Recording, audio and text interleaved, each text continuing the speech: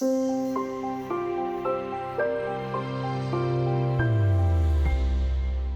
there. Throughout stock market history, there've always been crashes and corrections, and there always will be. What's more, it's at precisely those times of extreme market turbulence that investors tend to make their biggest mistakes. Here's the investment author, Lars Kroijer. So how should you react? I always say, well, a lot of that is about looking inward. What is your risk tolerance? Has anything changed in terms of your knowledge about the markets and your ability to outperform the markets? In overwhelming likelihood is no.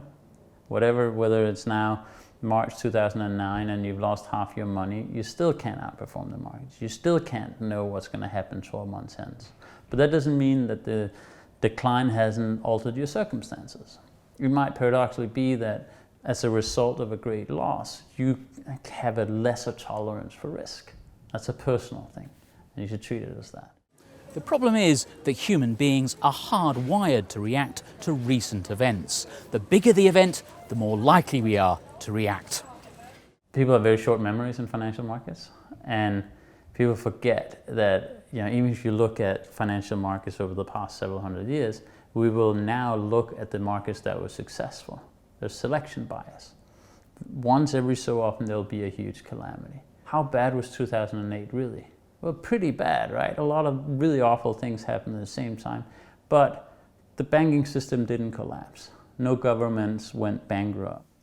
The fact is, we can't predict the future, and investors should be prepared for a severe market downturn at any time. The best way to do it is to diversify.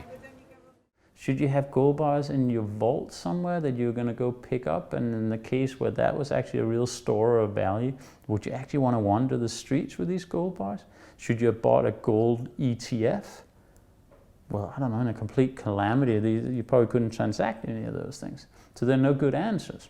But again, if you had the most broadly diversified set of stocks, there's some chance that some sector in some geography somewhere would have done just okay. So there probably would have been some value there. That's it. Thanks for watching.